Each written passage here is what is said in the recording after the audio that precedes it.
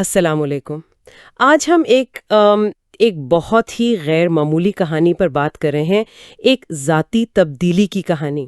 وعلیکم السلام۔ جی بالکل، یہ نائلا ایڈورڈز کی کہانی ہے، جو پہلے وکی کے نام سے جانی جاتی تھیں اور وہ ہالی ووڈ میں کام کرتی تھیں، مطلب سٹار وارز جیسی بڑی فلم کی کاسٹنگ ٹیم میں بھی شامل رہیں۔ جی ہاں۔ اور اسی دوران وہ اسلام کی طرف آئیں، تو یہ الحاد سے آپ کہہ لیں گہرے ایمان تک کا ایک بڑا دلچسپ سفر ہے۔ بالکل، اور اس گفتگو کے لیے جو ہماری معلومات کا ذریعہ ہے وہ YouTube channel towards eternity Urdu پر موجود نائلا ایڈورڈز کا اپنا انٹرویو ہے۔ اچھا، اسی کا ٹرانسکرپٹ ہم استعمال کر رہے ہیں، تو یہ ان کے اپنے الفاظ ہیں، ان کے اپنے تجربات ہیں۔ تو آج ہم کوشش کریں گے کہ سمجھیں کہ کون سے واقعات تھے، کون سے تجربے تھے، وہ کیا تلاش تھی جس نے انہیں ایک ایسے راستے پر ڈال دیا جس کا شاید انہوں نے کبھی سوچا بھی نہیں تھا۔ جی، ایک غیر مذہبی پس منظر سے اتنے گہرے روحانی سفر تک۔ آئیے اس میں ذرا گہرائی سے بات کرتے ہیں۔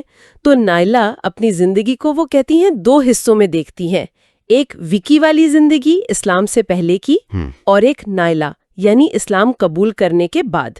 ان کی پرورش کینیڈا میں ہوئی، ایک ایسے گھر میں جہاں مذہب کا کوئی تصور نہیں تھا۔ جی، والدین بھی وہ کہتی ہیں یا تو ایگنوسٹک تھے یا ایتھیسٹ، مطلب خدا کے وجود پر یا تو یقین نہیں تھا یا وہ غیر یقینی تھے۔ بالکل، اور شروع سے ہی انہیں شوق تھا فلم میکنگ کا۔ جی، اور یہیں سے آپ کہیں ایک ہلکا سا رابطہ شروع ہوتا ہے۔ 12 سال کی عمر میں ان کی ملاقات ہوئی اپنی پہلی مسلمان دوست سے۔ اچھا، وہ بتاتی ہیں کہ وہ مذاق میں اپنی دوست کے ساتھ کچھ الفاظ بولتی تھی، جیسے اللہ، واللہ، یلہ، بغیر یہ جانے کہ یہ الفاظ کتنے اہم ہیں۔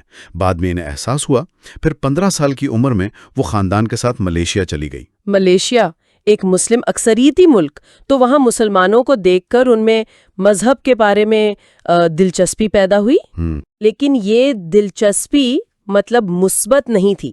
وہ کہتی ہیں کہ ان کا مقصد تھا خدا کے وجود کو جھوٹا ثابت کرنا۔ جی، یہ بہت اہم نقطہ ہے۔ تلاش نہیں کر رہی تھیں۔ نہیں، تلاش نہیں بلکہ رد کرنا تھا۔ وہ یہ بھی کہتی ہیں کہ اس وقت تک وہ کسی ایسے عملی مسلمان سے ملی بھی نہیں تھی جسے وہ کوئی نمونہ سمجھ سکتی۔ جی ہاں، تو تحقیق کا جو نقطۂ آغاز تھا وہ ایمان کی تلاش نہیں تھی، بلکہ اپنے جو موجودہ خیالات تھے الحاد والے، ان کو پکا کرنا تھا، اور مذہب کو ان کے اپنے الفاظ میں بدنام کرنا۔ جی، تو یہ چیز ان کے بعد کے سفر کو اور بھی غیر معمولی بنا دیتی ہے۔ آغاز شک سے تھا، انکار سے تھا۔ ان کی زندگی میں ایک بڑا ڈرامائی موڑ آیا جب وہ تقریباً 21 سال کی تھیں، ملیشیا میں اپنے گھر پر تھیں۔ ان کی ایک دوست کینیڈا سے ملنے آئی ہوئی تھی۔ وہ گھر کے پچھواڑے میں سمجھیں باربیکیو کر رہے تھے، دروازے کھلے تھے۔ اچھا۔ اور اچانک وہ کہتی ہیں کوئی ہوا نہیں تھی، کسی نے چھوا نہیں، شیشے کا بھاری سلائیڈنگ دروازہ خود بخود دھڑام سے بند ہو گیا۔ اوہ، ایک ایسا واقعہ جس کی کوئی فوری سائنسی وضاحت نہ ہو۔ بالکل، خاص طور پر ایک ملحدانہ ذہنیت کے لیے تو یہ بہت پریشان کن بات ہوگی۔ یقیناً یہ ان کے اس یقین کو چیلنج کر رہا تھا کہ کائنات بس وہی ہے جو نظر آتی ہے یا جسے ناپا جا سکتا ہے۔ جی، اور یہ صرف ایک واقعہ نہیں تھا۔ وہ کہتی ہیں اس کے بعد بھی گھر میں عجیب چیزیں ہوتی رہیں، کبھی چیزیں اپنی جگہ سے ہٹ جاتیں، کبھی آوازیں آتیں، لیکن وہ انہیں نظر انداز کرتی رہیں کہ شاید وہم ہے یا کچھ اور۔ ٹالتی رہیں؟ ہاں، ٹالتی رہیں۔ پھر ایک رات جب وہ گھر واپس آئیں تو دیکھا کہ ان کے بیڈ روم کے باہر جو لائٹ تھی وہ آن تھی۔ جیسے ہی وہ دروازے سے باہر نکلیں، انہیں اپنے سینے پر شدید دباؤ محسوس ہوا، جکڑن سی۔ بالکل ویسا ہی احساس وہ کہتی ہیں جیسا انہیں 14 سال کی عمر میں کینیڈا میں ہوا تھا۔ اچھا، وہ پہلے والا واقعہ؟ ہاں، جب ان کے بھائی کا ایک دوست تھا جو مبینہ طور پر کالے جادو یا ایسی چیزوں میں ملوث تھا، وہ انہیں ایک جگہ لے گیا تھا جسے وہ بھوتوں کا کونا کہتے تھے۔ تو وہی احساس انہیں دوبارہ ہوا اور انہیں شدت سے لگا کہ کوئی ہے وہاں، کوئی غیر مری چیز جو انہیں پسند نہیں کرتی۔ تو یہ وہ لمحے تھے جب ان کا جو دنیا کو دیکھنے کا نظریہ تھا، مکمل طور پر مادی، وہ ہل رہا تھا۔ بری طرح سے ان واقعات کی کوئی منطقی وضاحت نہیں مل رہی تھی۔ اور پھر وہ فیصلہ کن لمحہ آیا۔ جی، خوف اور مکمل بے بسی کی حالت میں وہ کہتی ہیں ان کے ذہن میں بے اختیار ایک لفظ آیا، اللہ۔ وہی لفظ جو وہ بچپن میں مذاق میں استعمال کرتی تھی. وہی لفظ. اور اس لمحے انہوں نے پکارا، اے اللہ اگر آپ ہیں تو مجھے بچا لیں. سبحان اللہ. یہ تو واقعی ایک اہم موڑ تھا. ایک ملحد کا اس قوت سے مدد مانگنا جس پہ وہ یقین ہی نہیں رکھتی تھی. بالکل. وہ بتاتی ہیں کہ اس رات پھر بارش ہوئی. بعد میں انہوں نے قرآن میں پڑھا کہ بارش پاکیزگی اور رحمت کی علامت ہے. جی. صبح اٹھ کر انہوں نے ایک طرح سے دعا مانگی، اگرچہ اب بھی شک تھا، کہ اے اللہ اگر آپ واقعی ہیں اور آپ چاہتے ہیں کہ میں مسلمان بن جاؤں تو مجھے راستہ دکھائیں. اس واقعے کے بعد ان کا رویہ بدلا. جو ان کے اس وقت کے مسلمان بوائے فرینڈ تھے جن سے وہ پہلے مذہب پر بحثیں کرتی تھیں، ہاں جھگڑتی ہوں گی. جی. اب ان سے سنجیدگی سے سوال پوچھنے شروع کیے کہ بھئی نماز کیوں پڑھتے ہیں؟ اللہ چاہتا کیا ہے ہم سے؟ صبر کی اتنی اہمیت کیوں ہے اسلام میں؟ اور یہ صرف نظریاتی سوال نہیں تھے، یہ دلچسپ بات ہے. جی. انہوں نے ان جوابات کو صرف سنا نہیں بلکہ جو اسلامی اقدار تھیں جیسے صبر، انہیں اپنی زندگی میں عملی طور پر آزمانے کا فیصلہ کیا. اچھا، بیٹا ٹیسٹنگ جیسے وہ کہتی ہیں. بالکل. انہوں نے محسوس کیا کہ ان اصولوں پر عمل کرنے سے ان کی زندگی میں مثبت تبدیلیاں آ رہی ہیں. اسی دوران انہوں نے شراب نوشی بھی مکمل طور پر چھوڑ دی جو ان کی پرانی زندگی کا ایک اہم حصہ تھا. پھر آ گیا رمضان کا مہینہ. جی. نائلہ نے سوچا کہ اسلام کو صحیح طرح سمجھنے اور آزمانے کا یہ بہترین موقع ہے. رمضان تو ہے ہی عبادت اور خود احتسابی کا مہینہ. بالکل. لیکن قسمت دیکھیں، رمضان شروع ہونے سے صرف ایک دن پہلے ان کے بوائے فرینڈ اپنے ملک واپس چلے گئے. تو اب وہ بالکل اکیلی رہ گئیں اس راستے پر. بالکل اکیلی، لیکن پرعزم تھیں. پرعزم. انہوں نے خود ہی بک شاپ سے قرآن کا انگریزی ترجمہ خریدا، کچھ حجاب خریدے، سر ڈھانپنے والے اسکارف، اور انٹرنیٹ سے نماز پڑھنے کا طریقہ پرنٹ کر لیا. خود ہی سے سب کچھ. خود ہی.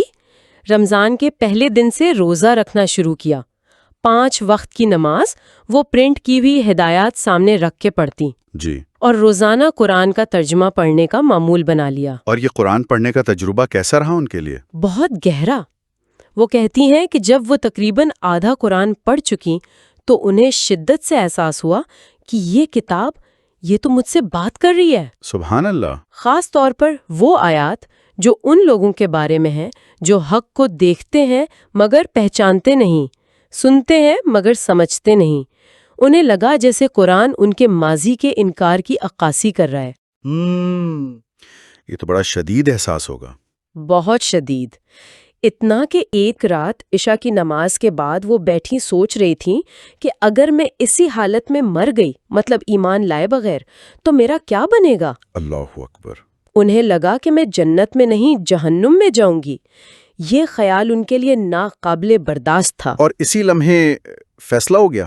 اسی لمحے انہوں نے فوراً گوگل پر سرچ کیا ہاؤ ٹو بیکم مسلم. کلمہ شہادت پڑھنے کا طریقہ دیکھا. وہ کہتی ہیں اپنے کمرے میں جائے نماز پر اکیلی بیٹھی تھیں، صرف اللہ کو گواہ بنا کر انہوں نے شہادت دی، لا الہ الا اللہ محمد الرسول اللہ. اللہ اکبر. کلمہ پڑھنے کے فوراً بعد کیسا محسوس کیا انہوں نے؟ وہ کیا کہتی ہیں؟ وہ کہتی ہیں کہ وہ احساس ناقابل بیان تھا. جیسے ہی کلمہ پڑھا لگا کہ ان کے ارد گرد ان کی زندگی میں فرشتے آ گئے ہیں. ماشاءاللہ. ہر لمحے اللہ کی موجودگی، اس کی مدد، اس کی قربت کا شدید احساس ہونے لگا. وایت یاد آ رہی ہے، میں تمہاری شہرک سے بھی زیادہ قریب ہوں. بالکل. وہ کہتی ہیں اس کا عملی تجربہ ہو رہا تھا. وہ یہ بھی کہتی ہیں کہ اکثر ہمارے گناہ اور غفلت ہمیں اس قربت کو محسوس کرنے سے روکتے ہیں. صحیح. اسلام قبول کرنے کے بعد ان کی زندگی میں اللہ کی حفاظت کا ایک اور واقعہ بھی پیش آیا جس نے ان کے ایمان کو اور پختہ کیا. اچھا، وہ کیا تھا؟ کچھ مہینے گزرے تھے. ایک شام وہ اپنی دوست کے گھر سے کار میں واپس آ رہی تھیں. ان کی کار کا GPS جو عام طور پر ٹھیک کام کرتا تھا اس دن عجیب طرح سے کام کرنے لگا. بار بار غلط راستے بتائے، چکر لگواتا رہا. وہ اس چھوٹے سے علاقے سے باہر ہی نہیں نکل پا رہی تھیں. اچھا، خاصا پریشان کن ہوگا یہ تو. بہت. آخر کار کوئی 15-20 منٹ بھٹکنے کے بعد انہوں نے GPS بند کیا اور سڑک پر کھڑے ایک آدمی سے راستہ پوچھا. ٹھیک. اس نے صحیح راستہ بتایا. جب وہ سڑک پر پہنچی جہاں جی پی ایس انہیں پہلے لے جانا چاہ رہا تھا جی تو دیکھا کہ وہاں پولیس کھڑی ہے، ایمبولینس ہے۔ پتا چلا کہ ٹھیک اسی جگہ تقریباً 15 منٹ پہلے ایک موٹر سائیکل سوار کا ایکسیڈنٹ ہوا تھا، اور انا للہ و انا الیہ راجعون، اور وہ موقع پر ہی ہلاک ہو گیا تھا۔ یہ وہی وقت تھا جب وہ وہاں پہنچ سکتی تھیں اگر جی پی ایس نے انہیں نہ روکا ہوتا۔ سبحان اللہ، اللہ کی حکمت۔ بالکل، اس واقعے نے ان کے دل میں یقین پختہ کر دیا کہ یہ اللہ ہی تھا جس نے انہیں بچایا، یہ اتفاق نہیں تھا۔ جی ہیں، یہ ایک نشانی تھی۔ وہ کہتی ہیں کہ وہ گھر تک روتے ہوئے اور شکر ادا کرتے ہوئے گئیں۔ اور وہ یہ بھی کہتی ہیں نا کہ عمرے پر بھی انہیں ویسا ہی احساس ہوا۔ جی بالکل، وہ کہتی ہیں کہ حال ہی میں جب وہ عمرہ کرنے گئیں تو انہیں دوبارہ فرشتوں کی موجودگی کا ویسا ہی شدید احساس ہوا جیسا کلمہ پڑھنے کے فوراً بعد ہوا تھا۔ تو یہ تجربات ان کے ایمان کی بنیاد بن گئے۔ اچھا، جب نائلہ نے اپنے والدین کو بتایا اسلام قبول کرنے کا تو ان کا رد عمل کیسا تھا، خاص طور پر جب ان کا اپنا پس منظر غیر مذہبی تھا؟ حیرت انگیز طور پر ان کے والدین، خاص کر ان کی والدہ، خوش ہوئیں۔ خوش ہوئی؟ جی، وجہ یہ تھی کہ اسلام نے نائلہ کی زندگی کو مثبت طور پر بدل دیا تھا۔ وہ بتاتی ہیں کہ اسلام سے پہلے ان کا لائف سٹائل کافی خطرناک تھا، جس کی وجہ سے 18 سال کی عمر میں انہیں گھر سے نکالا بھی گیا تھا۔ تو اسلام نے انہیں ایک پرسکون، ذمہ دار انسان بنا دیا تھا، اور والدین سے تعلقات بھی بہتر ہو گئے تھے۔ لیکن کیا خاندان میں سب نے اتنی آسانی سے قبول کر لیا؟ نہیں، ایسا نہیں تھا۔ ان کی ایک قریبی آنٹی تھیں جن سے انہیں بہت لگاؤ تھا۔ انہوں نے حجاب پہننے پر بہت منفی رد عمل دکھایا۔ اچھا، کیوں؟ ان کا خیال تھا کہ شاید کسی نے دباؤ ڈالا ہے یا برین واش کر دیا ہے۔ اس بات پر خاندان میں کئی سال تک کشیدگی رہی۔ یہ تو مشکل ہوگا۔ جی، نائلہ کہتی ہیں بہت تکلیف دہ تھا، لیکن بالآخر تعلقات بہتر ہو گئے، جس پر انہیں سکون ملا۔ باقی دوست زیادہ تر حیران ہوئے، لیکن احترام کیا اور خوش ہوئے۔ اور کام کی جگہ پر کیا صورتحال تھی؟ فلم انڈسٹری جیسے ماحول میں حجاب کے ساتھ وہ آسان نہیں تھا۔ وہ کہتی ہیں کہ اسلام سے پہلے ایک پرکشش گوری لڑکی کے طور پر انہیں توجہ ملتی تھی جو منی سکرٹ پہنتی تھی۔ لیکن حجاب کے بعد لوگوں کا رویہ بدل گیا۔ انہیں لگا کہ اب انہیں کم اہمیت دی جاتی ہے، جیسے ان کی شخصیت یا صلاحیت حجاب کے پیچھے چھپ گئی ہو۔ عزت نفس مجروح ہوئی ہوگی۔ جی بالکل، اور اپنی نئی شناخت کے ساتھ پورے اعتماد ہونے میں انہیں وقت لگا۔ اب وہ انگلینڈ میں رہتی ہیں، وہاں ایک باحجاب سفید فام مسلمان خاتون ہونے کے کیا چیلنجز ہیں؟ وہ کہتی ہیں کہ انگلینڈ میں آزادی تو ہے نسبتاً، لیکن اسلاموفوبیا اور نسل پرستی بھی ایک حقیقت ہے۔ انہیں خود بھی خوف اور اینزائٹی کا سامنا رہا ہے، خاص طور پر جب وہ حاملہ تھیں تو انہیں یہ عجیب سا غیر منطقی خوف رہتا تھا کہ کوئی انہیں ٹرین کے سامنے دھکا نہ دے دے۔ اللہ رحم کرے۔ اور سفید فام ہونے کی وجہ سے کچھ لوگ انہیں تانا بھی دیتے ہیں کہ تم نے اپنی ثقافت سے غداری کی ہے۔ کیا وہ سمجھتی ہیں کہ دوسری نسلوں کے مسلمانوں کو زیادہ مشکلات ہیں؟ جی ہاں، وہ بالکل واضح کہتی ہیں کہ ان کے جو سیاہ فام، ایشیائی، عرب، افریقی مسلمان دوست ہیں، انہیں ان سے کہیں زیادہ نسل پرستی اور اسلاموفوبیا کا سامنا کرنا پڑتا ہے۔ وہ ایک واقعہ بتاتی ہیں، جب وہ نقاب پہنے بھی تھیں، چہرے کا پردہ کیا ہوا تھا، تو سینٹرل لنڈن میں ایک اجنبی نے سرے عام انہیں دہشت گرد کہہ دیا۔ استغفر اللہ، اس پر انہوں نے کیا کیا؟ یہ تو بہت ہی اشتعال انگیز بات ہے۔ ان کا رد عمل قابل ذکر ہے۔ وہ کہتی ہیں کہ اس لمحے انہوں نے دل میں اللہ سے دعا کی کہ مجھے بہترین جواب سکھاؤ، اور نبی اکرم صلی اللہ علیہ وسلم کے اسوے کو یاد کیا۔ طائف والا واقعہ؟ جی، خاص طور پر طائف کا واقعہ، جب آپ صلی اللہ علیہ وسلم پر پتھر برسائے گئے تھے اور آپ صلی اللہ علیہ وسلم نے بدلہ نہیں لیا، دعا کی تھی۔ تو انہوں نے کیا کہا اس شخص کو؟ انہوں نے اس شخص کی طرف دیکھا اور صرف اتنا کہا، پیس اینڈ لو برادر، امن اور محبت بھائی۔ ماشاءاللہ، یہ بڑا متاثر کن رد عمل ہے۔ مغربی ممالک میں رہنے کی اور کیا مشکلات وہ محسوس کرتی ہیں؟ وہ ذکر کرتی ہیں اذان کی آواز کی کمی کا، ایک عمومی اسلامی ماحول نہ ہونے کا، جو مسلم ممالک میں آسانی سے مل جاتا ہے۔ ہاں، یہ چھوٹی چھوٹی چیزیں ہوتی ہیں جو ایمان کو تازہ رکھتی ہیں۔ جی، اور ان کی کمی مغرب میں محسوس ہوتی ہے۔ فلم انڈسٹری میں واپس آتے ہیں، حجاب کے ساتھ کام ڈھونڈنا کتنا مشکل رہا؟ کیا انہیں امتیازی سلوک کا سامنا کرنا پڑا؟ بہت زیادہ۔ وہ کہتی ہیں لوگ حجاب دیکھ کر پہلے سے ہی منفی سوچ بنا لیتے تھے کہ شاید تخلیقی نہیں ہے، یا مظلوم ہے، یا پرانی سوچ کی ہے۔ دبئی میں ایک وقت ایسا آیا کہ وہ نوکری نہ ملنے کی وجہ سے تقریباً 6 مہینے بے گھر رہیں، دوستوں کے صوفوں پر سو کر گزارا کیا۔ اللہ اکبر، یہ تو بہت ہی مشکل وقت تھا۔ کیا اس دوران ایمان میں کوئی کمزوری آئی؟ وہ بتاتی ہیں کہ یہ سخت آزمائش تھی، اور اسی دوران وہ کہتی ہیں شیطان نے وسوسہ ڈالا۔ اچھا، کیا؟ کہ بس تھوڑی دیر کے لیے حجاب اتار دو، اچھی نوکری مل جائے گی، بعد میں پھر پہن لینا، کون دیکھ رہا ہے۔ اوہ! اور انہوں نے اس خیال پر سنجیدگی سے غور بھی کیا، کیونکہ وہ بہت مایوس تھیں۔ لیکن پھر کیا ہوا؟ انہوں نے کیا کیا؟ انہوں نے اللہ پر بھروسہ کیا۔ انہوں نے فیصلہ کیا کہ نہیں، میں اس دنیا کی خاطر ایک نوکری کے لیے اپنا دین، اپنا حجاب نہیں چھوڑوں گی۔ زبردست! یہ ایک مضبوط موقف تھا، اور وہ کہتی ہیں اس فیصلے کے تقریباً فوراً بعد انہیں ایک انٹرویو کے لیے کال آئی۔ اچھا؟ اور دلچسپ بات یہ کہ انٹرویو لینے والی کمپنی کو خاص طور پر اس بات میں دلچسپی تھی کہ بھئی فلم انڈسٹری میں یہ حجاب والی خاتون کون ہے جو اتنی پر اعتماد لگ رہی ہے۔ اور انہیں نوکری مل گئی؟ جی ہاں، انہیں وہ نوکری مل گئی، اور اسی نوکری کے ذریعے آگے چل کر انہیں ابوظہبی میں اسٹار وارز دی فورس اویکنز کی شوٹنگ کے لیے بطور کاسٹنگ اسسٹنٹ کام کرنے کا موقع ملا۔ سبحان اللہ! تو اصولوں پر قائم رہنے کا پھل ملا۔ بالکل، بعض اوقات غیر متوقع دروازے کھل جاتے ہیں۔ اسٹار وارز پر کام کرنے کا تجربہ کیسا تھا؟ یہ تو کسی بھی فلم والے کے لیے خواب جیسا ہوگا۔ وہ کہتی ہیں ناقابل فراموش تھا، لیکن بہت سخت بھی تھا۔ ابوظہبی کا صحرا، شدید گرمی، روزانہ 18 گھنٹے کام۔ 18 گھنٹے؟ جی، سینکڑوں ایکسٹراز کو سنبھالنا، کم نیند، لیکن ساتھ میں دلچسپ لمحات بھی تھے۔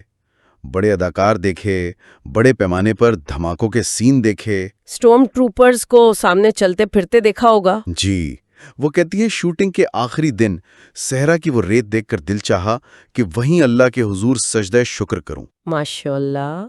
اچھا، اسلام سے پہلے اور بعد میں زندگی کے مقصد کے بارے میں ان کی سوچ میں کیا فرق آیا؟ اسلام سے پہلے وہ کہتی ہے کوئی واضح مقصد تھا ہی نہیں، بس خوشی کی تلاش تھی، پارٹی کرنا، گھومنا پھرنا، وقتی لذتیں۔ لیکن وہ خوشی ٹکتی نہیں ہوگی۔ جی بالکل، وہ پائیدار نہیں تھی۔ اسلام کے بعد مقصد واضح ہو گیا، اللہ کی عبادت کرنا، اور جو صلاحیتیں اللہ نے دی ہیں انہیں دین کی خدمت اور دوسروں کی بھلائی کے لیے استعمال کرنا۔ وہ حقیقی آزادی کے بارے میں بھی کچھ کہتی ہیں نا؟ جی، یہ بڑا دلچسپ نکتہ ہے۔ وہ کہتی ہیں کہ مغربی معاشرہ جسے آزادی سمجھتا ہے کہ جو مرضی پہنو، جو مرضی کرو، کہو، وہ اصل میں معاشرے کے بنائے ہوئے رواجوں اور توقعات کی غلامی ہے۔ فیشن کی، میڈیا کی غلامی؟ بالکل، لوگ دوسروں کی رائے کے غلام بن جاتے ہیں۔ یہ حقیقی خوشی نہیں دیتا۔ ان کے نزدیک حقیقی آزادی اللہ کی اطاعت میں ہے۔ اور وہ کہتی ہیں کہ اسلام میں ہر لمحہ خوشی کا باعث بن سکتا ہے۔ جی، یہاں تک کہ مشکل اور غم میں بھی، کیونکہ مسلمان جانتا ہے کہ اللہ دیکھ رہا ہے، اور قرآن کا وعدہ ہے کہ ہر مشکل کے ساتھ آسانی ہے۔ مشکل کے بعد نہیں، بلکہ مشکل کے دوران ہی۔ جی، مشکل کے دوران ہی اللہ کی مدد اور رحمت موجود ہیں۔ نائلہ کا فلسطین سے، خاص طور پر غزہ سے بھی ایک گہرا تعلق ہے۔ یہ کیسے بنا؟ یہ ملیشیا میں شروع ہوا۔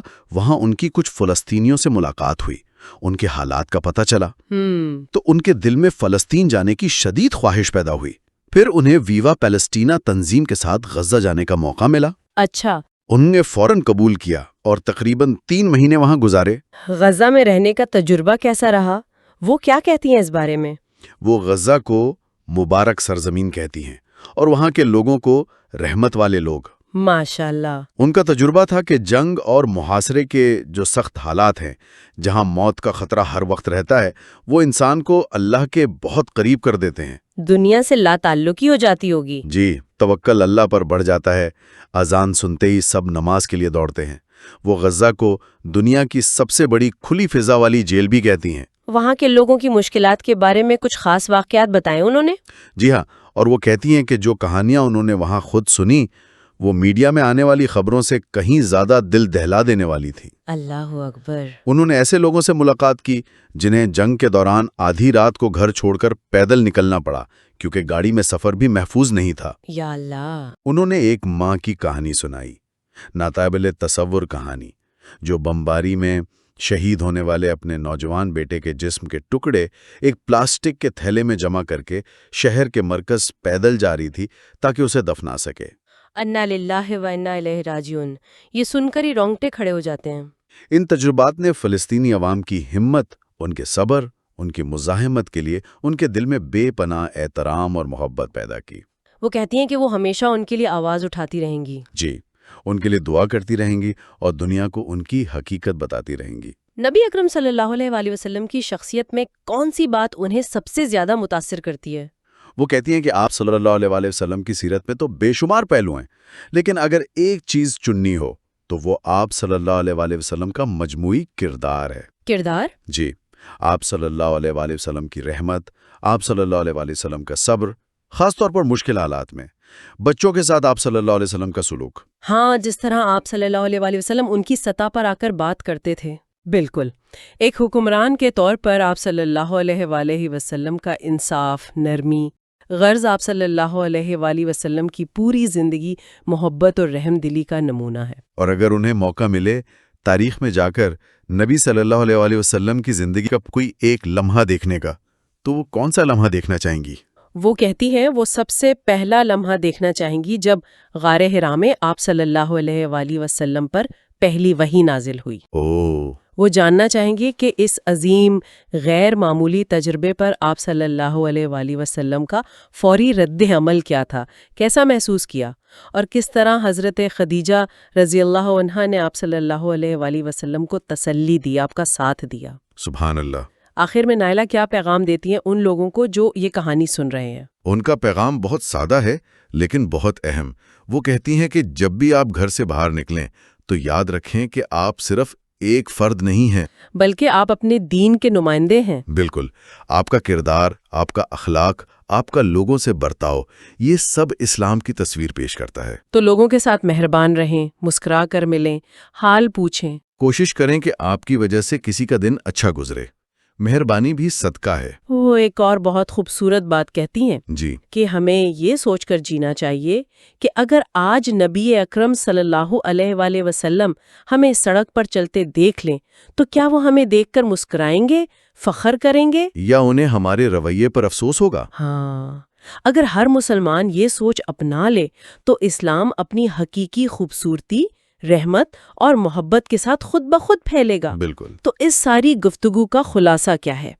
نائلہ ایڈورڈز کی کہانی صرف مذہب بدلنے کی کہانی نہیں ہے، جی نہیں، یہ الحاد سے شک سے گہرے یقین تک کے سفر کی کہانی ہے۔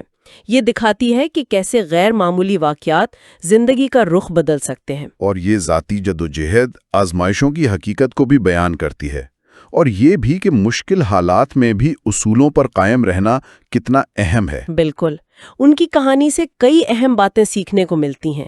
یہ ظاہر کرتی ہے کہ زندگی میں کیسے غیر متوقع موڑ آ سکتے ہیں جو ہماری سوچ بدل سکتے ہیں، اور یہ کہ شدید مشکلات کے باوجود بھی زندگی میں مقصد، سکون، حتیٰ کہ خوشی مل سکتی ہے۔ اور سب سے بڑھ کر ہمارا کردار ہی ہمارے عقیدے کا سب سے بڑا ترجمان ہے۔ جی ہاں۔ اور آخر میں ایک سوچ ہمارے سامعین کے لیے چھوڑ جاتے ہیں، ہماری اپنی زندگیوں میں وہ کون سے غیر متوقع لمحات یا چیلنجز ہو سکتے ہیں جو ہماری سوچ کو، ہمارے عقائد کو یا ہماری زندگی کی سمت کو بدلنے کی صلاحیت رکھتے ہیں۔ اور جب ایسے لمحات آئیں تو ہمارا رد عمل کیا ہوتا ہے، یہ سوچنے کی بات ہے۔